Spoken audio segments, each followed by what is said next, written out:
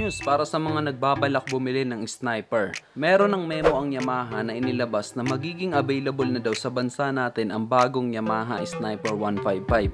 At ayon pa dito ay lalabas na daw ito ngayong May, pero wala pang eksaktong araw kung kailan. Basta ngayong May 2021 nga daw.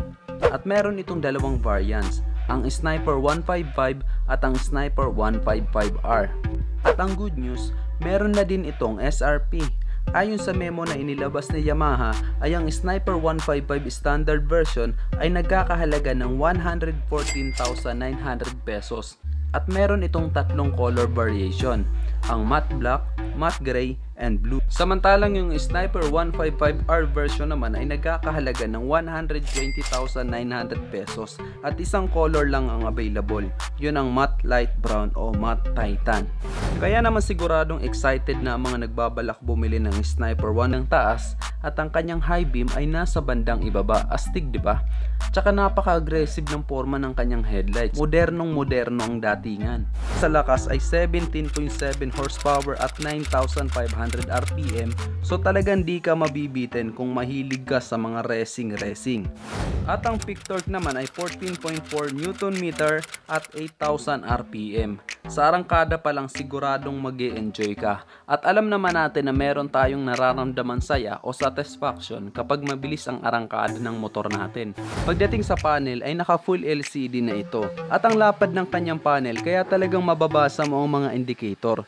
At yung Sniper 155R ay meron ng 12 volts charging port at nakakilis na din ito. Kaya naman talagang the best itong bagong sniper na ito. The best pang long ride, performance at convenience. Pagdating sa seat height ay 795mm, saktong-sakto sa mga average height ng mga Pinoy. 121 kilos naman ang kanyang timbang. Napakalaki din ng kanyang fuel capacity dahil 5.4 liters na ito. Fuel injected naman ito kaya talagang matipid ito sa gasolina.